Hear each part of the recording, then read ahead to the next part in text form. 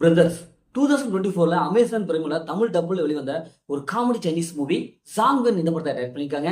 ஜாங்வன் engineer மார்க்னீஸ் மற்றும் பல அந்த படத்தில் நடிச்சிருக்காங்க. இந்த படத்துடைய கதையை பார்த்தரலாம். அதான் 2 ஹீரோ இருப்பாங்க. இவங்க 2 பேரும் ட்வின்ஸ்.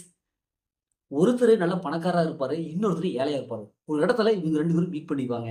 பெரிய ஒரு சம்பவம் இருக்கும். இந்த சம்பவத்தால இவங்க 2 பேரும் ஆள்மாறாட்டம் பண்ற சிச்சுவேஷன் ஏற்படும். அதே மாதிரி இவங்க ஆள்மாறாட்டம் பண்ணிடுவாங்க.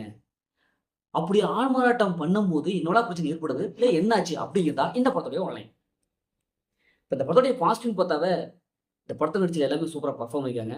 குறிப்பா 2 ட்வின்ஸ் இவங்களுடைய லைஃப்ல நடந்த அந்த சுவாரஸ்யமா அப்படி காமிச்சிருக்காங்க. படத்தோடைய சினிமோட்டோகிராஃபி ரொம்ப கலர்ஃபுல்லாவும் ஹைகோர்ட் விஷுவல் அப்படி குடுத்துருக்காங்க. படத்துல அங்கங்க அந்த காமெடி பீஸ்லாம் ஓரளவு கிளிக்கா இருக்கு. ஏன்னா ஃபர்ஸ்ட் ஹாஃப் வந்து கடைசி வரைக்கும் இந்த படத்த காமெடியாவே கொண்டு போயிருக்காங்க. விஷுவல் எஃபெக்ட் ஒரு சைனீஸ் படம் எப்படி இருக்குமோ அந்த அளவுக்கு ஒரு விஷுவல் எஃபெக்ட் குடுத்துருக்காங்க. படம் ஃபர்ஸ்ட் ஹாஃப் ஃபுல்லாவும் கொஞ்சம் காமெடியாவும் கொண்டு போயிருக்காங்க. ஏன்னா இவங்க எப்படி சின்ன வயசுல பிரிஞ்சாங்க, அந்த ஃபிளாஷ்பேக் அப்படி இப்படின்ட்டு ஒரு சில விஷயங்கள்லாம் ஒரு சில சீன்ஸ்லாம் நல்லா சுவாரஸ்யமா சொல்லியிருக்காங்க.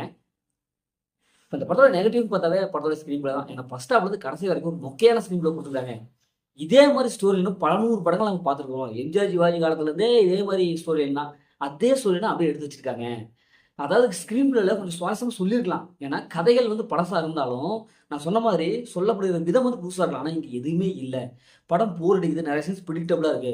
என்னடா இது! இது மாரி வந்திருக்குதே அப்படின்னு தான் இருக்குது. கிரன்ச்சா இருக்குது. ட்விஸ்ட் அண்ட் டர்னிங்லாம் சுத்தமா எடுபடவே இல்ல. ஏன்னா ஈஸியா கெஸ் பண்ணிடலாம். எப்பா அடுத்தது எத்தன படத்த நம்ம பார்த்துருப்போம்.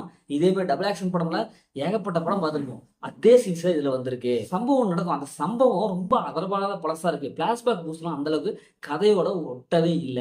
இவங்களோட கேரக்டர் வந்து அந்த அளவுக்கு பெருசா எழுதவே இல்ல. அதனால படம் பார்க்கும்போது ரொம்ப போர் அடிக்குது. இந்த படத்த ஃபேமிலில பார்க்கலாம். கண்டிப்பா ஃபேமிலில பார்க்கலாம். படத்துல அந்த மாரி சீன்ஸ் எதுவுமே இல்ல. முதல்ல அந்த படம் சூப்பரா சுமாரா இருக்குன்னா, இந்த படம் ஒரு ஒன் டைம் வாட்சிங் தான் நான் உங்களுக்கு சொல்றேன். ஓகே, இதே மாரி அடுத்த ஒரு புதிய மூவி ரிவ்யூல சந்திப்போம். உங்களிடம் உங்கள் கதிர்.